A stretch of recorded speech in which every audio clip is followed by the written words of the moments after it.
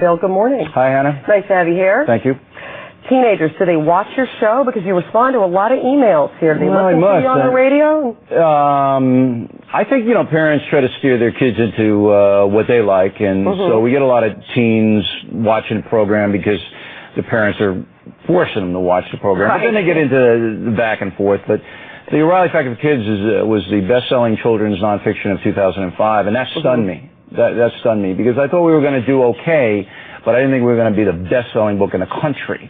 And the reason that happened was because I am so immature that I wrote this, and I write the books. I don't have a ghost. I write them. Right. I wrote this in the voice of a teenager. So they're looking at it, and I'm not lecturing them or anything, It's not like I'm on TV going, Arr. Well, you say that it's really realistic and honest, so it has a different tone than maybe some. It has a different tone because it basically, number one, I tell them how stupid I was and what I did when I was a kid. Yes, you do. I was really, the dumbest kid in the world. There was no question. But also I deal with things that are very intense, like cyberbullying and things like that, in a very, very explicit way, and say, you have to do this, you have to do that. Right, cyberbullying, that's a chapter that you added here in the paperback version. This is something I know you've dealt with a lot. It's so insidious, and the sad thing is that teenagers feel so powerless. Well, but you say there is something that they can do. Out on my, where I live on Long Island, they took a survey. 83% of all teens know somebody who's been bullied or been bullying themselves. 83%. So it's an epidemic. And the schools are cowardly, most of them. The teachers and the administrators won't get involved because they say, well, that's off campus.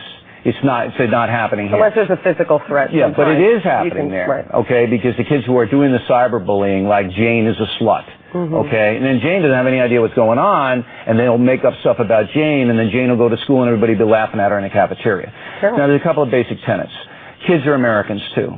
Kids have rights, too, okay? Now, if you're an adult and somebody slanders you, you can sue them, all right, or libels you.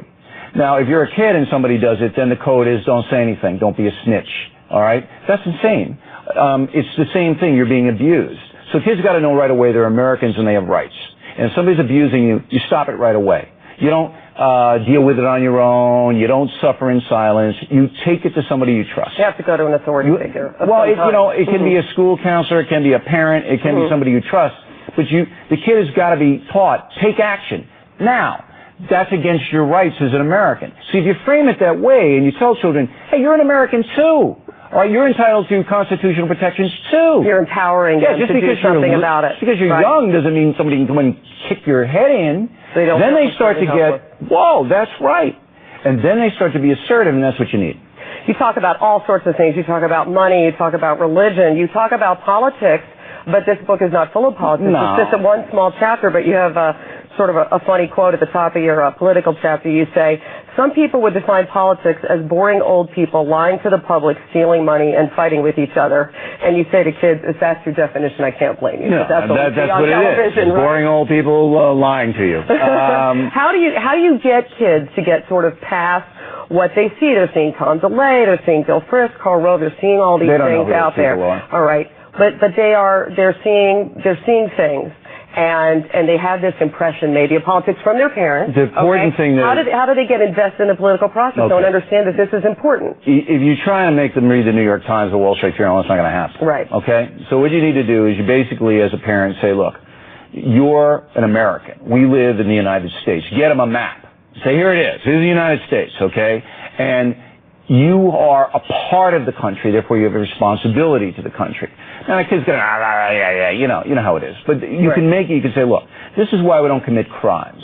This is why we don't steal. This is why we don't set people on fire, because we're all in this together. And try to get a sense of pride. And then on 4th of July and on Memorial Day and all that, explain, take them to the war movies, okay, with his action, especially boys. And they like that. Or the girls, you can take them to a movie that Mel Gibson is in, like the Revolutionary War movie. And then discuss it. Make it real to them. I don't know if you have to distinguish so much between boys and girls, but oh man! But no, I think you can get all kids of all sexes invested in politics. But let me ask you about this, because look, their parents are talking about this, you're talking about this, and we're facing a summer of record-heating bills. People are unhappy with the way things are going. The president's approval ratings are way down, 40%. What do you make of that? Well, I think President Bush is in trouble. And why? Is he made poor decisions? Has he gotten poor advice? Yes, he's made some poor decisions. The presidency is a performance. You're a sportscaster. You like sports, right? Yeah, sure. Okay. It's a performance business, is it not? Right. Okay, you score the touchdown, you don't. You hit the home run, you win or you lose. don't. All right. Presidency is the same way. It's a performance business. If you're going to preside over a war that nobody understands and it doesn't look like it's going well and you can't explain it, you're going to take a hit.